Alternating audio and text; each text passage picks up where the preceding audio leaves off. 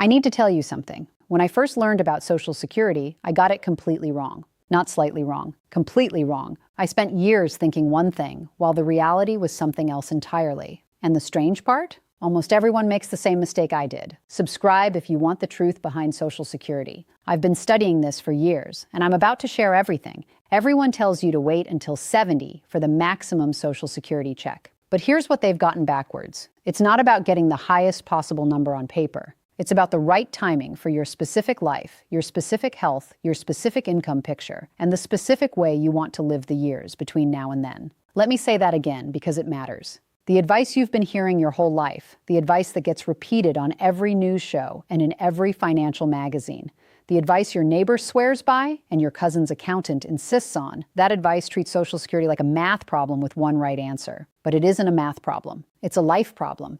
And life problems don't have one right answer. They have the right answer for you. So here's what I want to do with the next few minutes. I want to walk you through how to actually think about this decision, not how to follow a rule somebody made up decades ago. By the time we finish, you're going to see Social Security in a way you've probably never seen it before. And I think that view is going to give you something more valuable than a bigger check. It's going to give you clarity. Here's the thing about Social Security that almost nobody explains properly. There are 3 filing ages that matter, and each one comes with a different feeling, a different math, and a different impact on your life. You can file as early as 62. You can file at your full retirement age, which for most people watching this is somewhere between 66 and 67. Or you can wait until 70, which is the latest you can wait while still increasing your benefit. After 70, waiting doesn't help you anymore. The increases stop. Now, most people walk into retirement looking at the wrong asset. They look at their savings, their investments, their accounts, and those matter. Absolutely. But there's another asset hiding in plain sight, one that most people never properly value. It's the income that doesn't depend on the market, the money that shows up whether the stock market is up or down. Most people have more of this than they realize. They just don't know how to see it. Social Security is the biggest piece of that hidden asset for most Americans. And the age you choose to file isn't just about a monthly check. It's about how you build the foundation under everything else. Think about it this way. Imagine your retirement finances like a thermostat in your home. Some parts of your financial picture act like the thermostat. They keep the temperature steady, no matter what's happening outside. Social Security, pensions, fixed annuities, these are your thermostat features. They keep things stable. Other parts of your finances act like opening a window. They're exposed to what's happening outside. Your investment account, your stock holdings, when the market gets crazy, these feel it. Most people focus entirely on what happens when they open the window. But the real comfort in retirement comes from how well your thermostat is set. And the age you file for Social Security is the single biggest decision you'll make about that thermostat. Here's where the math gets interesting. If you file at 62, you're locking in a permanently smaller check, somewhere around 25 to 30% less than what you'd get at full retirement age. That sounds bad on the surface. But here's what nobody tells you. You're also collecting that check for 5 extra years. 5 years of payments you'd otherwise miss. So the question isn't simply, which number is bigger? The question is, which timing matches my life, my health, and my actual cash flow needs?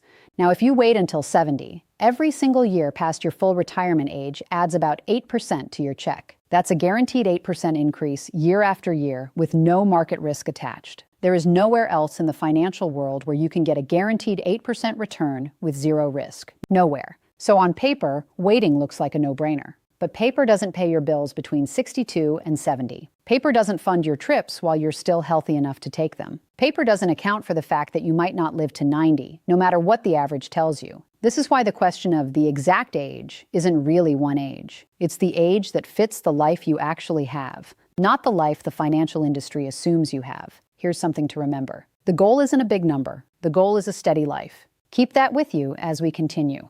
Let me paint a picture that sounds familiar. You're someone who's been diligent. You've saved consistently. You've followed the advice, made the contributions, done the things you were supposed to do. And now you're looking at your number, and something doesn't feel right.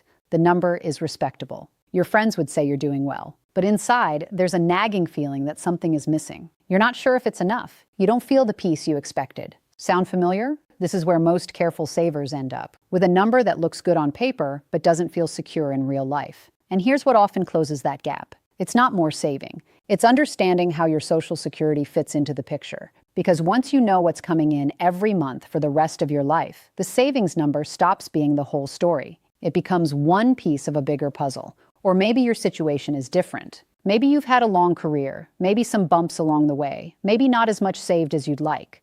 But here's what you might have that nobody's counting for you.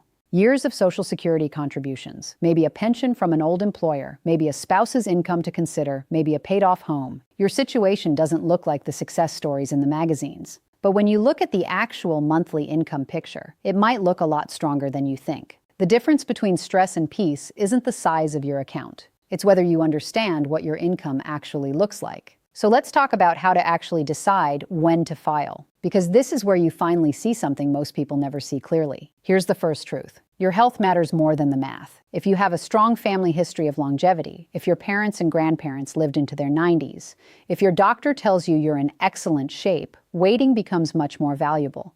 Because the longer you live, the more those 8% annual increases pay off. The longer you collect, the more total dollars you get from waiting. But if your health is more fragile, if you've already had serious medical issues, if your family history points the other way, then filing earlier becomes a completely reasonable choice. Not because you're settling, because you're matching the decision to your actual life. Here's the second truth. Your work situation matters. If you're still working in your 60s and making good money, filing for Social Security early can actually hurt you. There's something called the earnings test. If you file before your full retirement age and you're still earning above a certain threshold, Social Security holds back part of your check. You don't lose it forever, you eventually get credited back. But in the short term, you're collecting less while still working hard. So if you love your job, if you plan to keep working, if your income is healthy, that often pushes the decision toward waiting. Not because of some rule, because of how the system actually treats your specific situation. Here's the third truth. Your spouse changes everything. If you're married, your decision isn't just about you. It's about the two of you, together, possibly for 30 more years. Because when one spouse passes, the survivor gets to keep the higher of the two Social Security checks. So if you're the higher earner, waiting until 70 doesn't just help you. It helps your spouse for the rest of their life after you're gone. That's a kind of legacy planning that doesn't show up in any account statement. It shows up every single month for the person you love most, long after you can't be there to provide for them. I want you to hold on to this thought. Most people are not broke. They're just confused. There's a big difference. Now here's the shift that changes everything. Stop thinking about Social Security as a one-time decision. Start thinking about it as a strategy. Different timing, different income, different priorities for different phases of your retirement. And once you see it as a strategy, the planning becomes clearer, the decisions become simpler, and the fear that comes from uncertainty starts to fade. Let me give you another way to think about it. Think about planning your retirement expenses like making a grocery list. You could make a list based on what you think you should be eating, all the healthy stuff, the premium items, the aspirational groceries. Or you could make a list based on what you actually eat, what you actually throw away, what actually makes it onto the table. Most retirement planning uses the aspirational list. But the real budget? That's based on the actual list. And when you use the real list, the number you need is often surprisingly different from the one everyone throws around. This matters for Social Security because when you know what you actually spend, you can match the timing of your filing to the actual gap you need to fill, not the gap somebody else imagined for you. Here's something most people never do. They never sit down and actually map out their income floor. That's the exercise that changes everything. Your income floor is the amount of money that shows up every month, no matter what.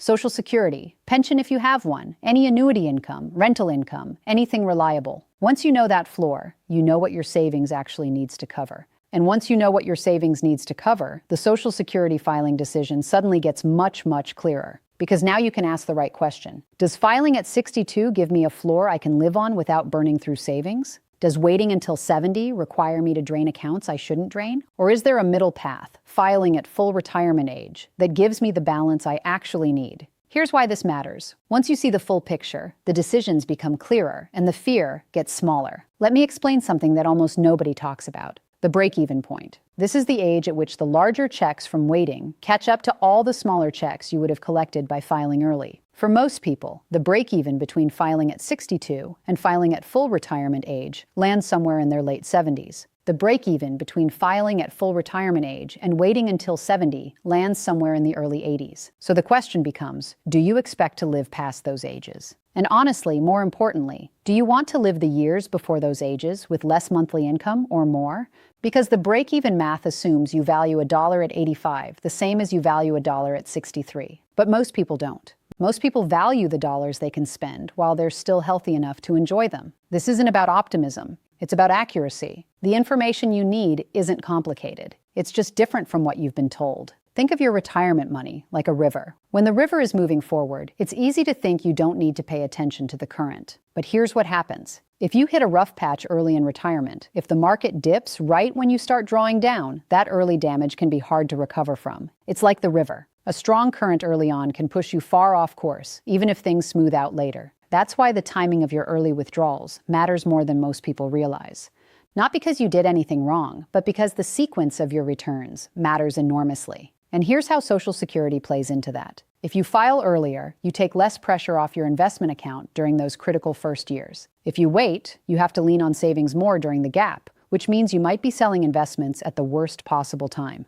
Neither answer is automatically right. The right answer depends on what your portfolio looks like, how it's invested, and what the market is doing when you cross into retirement. Here's something that might surprise you. The number you need might be lower than you think, but you'll only believe that if you see why. Most retirement calculators give you a range, not a certainty, and most retirement advice treats the 4% rule like gospel, when it was actually designed as a starting point for conversation, not a finish line for planning. The 4% rule says you can probably withdraw 4% of your portfolio in the first year of retirement, adjust for inflation each year after, and have a strong chance of not running out of money over 30 years. But it was built on historical assumptions that may or may not hold going forward. And it doesn't account for the fact that you have Social Security underneath it all, doing work the 4% rule never had to worry about. That's why income planning and wealth planning are not the same thing. Wealth planning asks, how much do I have? Income planning asks, how much shows up every month and how steady is it? The real question isn't how much, it's how steady.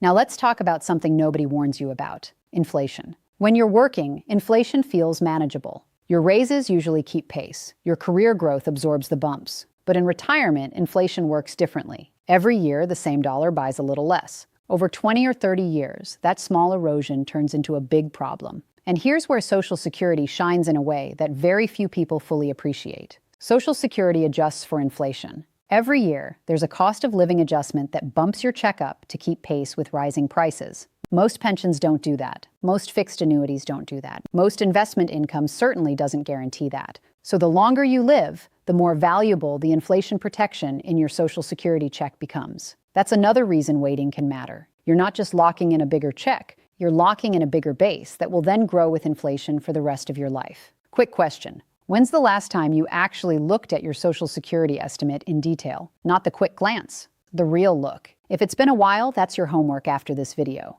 Go to the Social Security website, create an account if you don't have one, and look at the actual numbers for filing at 62, at full retirement age, and at 70. Look at them side by side. Sit with them for a few minutes. Because those three numbers are the foundation of every other retirement decision you'll make. Now let me talk about healthcare for a moment, because this connects to Social Security in a way most people miss. Medicare kicks in at 65. If you retire before 65, you need to figure out healthcare coverage in the gap. That coverage can be expensive. And the cost of that coverage absolutely affects whether you can afford to file for Social Security early. Some people file early specifically to help cover health insurance premiums before Medicare. Others delay retirement entirely until 65, just to align with Medicare eligibility. There's no rule here, but there's an interaction, and the interaction matters. Once Medicare starts, your healthcare costs become more predictable, which makes the rest of your income picture more stable, which can affect when you decide to start your Social Security. Imagine you're standing outside and someone offers you 2 umbrellas. One umbrella is small but reliable. It covers you in light rain. It won't break. It works every time. The other umbrella is huge, flashy, covers a massive area, but it only works when the weather is perfect. In a storm, it flips inside out. In bright sun, it's awkward and gets in the way. Most people grab the big umbrella because it looks impressive. But the person who chose the small, reliable umbrella, they're the one who stays dry. Your guaranteed income sources, including Social Security, that's your reliable umbrella. Your investments, that's the flashy one that sometimes fails you. The age you file for Social Security determines how big and how strong your reliable umbrella is for the rest of your life. Here's what I want you to take with you. The answer might be simpler than you think. You just need the right framework. So if I had to give you a way to think about this, here's how I'd frame it. If you have health concerns, if you have urgent income needs, if continuing to work is not possible, filing earlier may be the right call. Not the optimal call by some textbook, the right call for you. If your health is strong, your income is strong, your savings are reasonable, and your spouse depends on your earnings record, waiting longer often pays off, sometimes significantly. And if you're somewhere in the middle, full retirement age is often the most balanced choice. You give up some of the increases that come with waiting until 70, but you also get 5 years of payments you wouldn't have collected. Notice what I didn't say. I didn't say there's one right age, because there isn't. The exact age to file for Social Security is the age that matches your health, your income, your spouse, your savings, and your peace of mind. That's the real answer. That's the answer they don't want you to know, because it doesn't fit into a headline or a soundbite. But it's the truth. Here's something to think about. The stress you're feeling about retirement might not be about your numbers. It might be about your framework. Most people never discover this because nobody tells them where to look. You don't need to be wealthy to be secure. You need to be informed. So now here's what I want you to do with this information. Take this home with you tonight. First, write down every source of income you have coming in each month, no matter how small. Pension, Social Security, rental income, anything that shows up without you doing anything. That's your floor.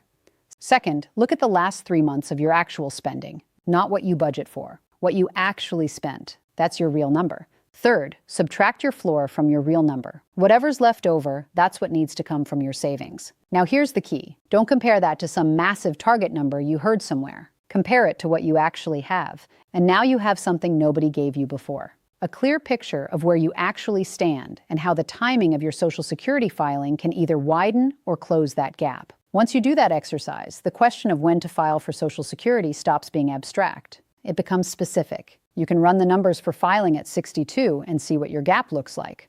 You can run them for full retirement age and see how the gap changes. You can run them for 70 and see whether you can even afford to wait. And you'll know for real, with your actual numbers, what the right answer is for you. Here's what I want you to remember. Retirement isn't a test you pass or fail. It's a life you're building. And the people who navigate it best aren't the ones with the biggest accounts. They're the ones who understand their own numbers clearly, who make decisions based on reality instead of fear, who know what they have and what they need, and how to bridge the gap between the two. That's it. That's the whole thing. And now you have a clearer picture of your own version of it. The age you choose to file for Social Security isn't a guess. It's a decision. And decisions you make with clarity feel completely different from decisions you make with worry. You came in here maybe wondering if you were doing something wrong. Maybe wondering if you were behind, if you needed to do more, if you were falling short. And here's what I hope you're leaving with. The answer isn't always to do more. Sometimes the answer is to understand more, to look at what you actually have, to build on what's working, to make decisions from a place of clarity instead of anxiety. The fear doesn't come from not having enough. It comes from not knowing what you have. Peace of mind isn't a luxury. It's a legitimate retirement goal. And when you finally see Social Security clearly, not as a rule, not as a math problem, but as the steady foundation under everything else, that peace becomes a lot easier to reach. If this gave you a clearer picture of your retirement, subscribe. The next one goes even further.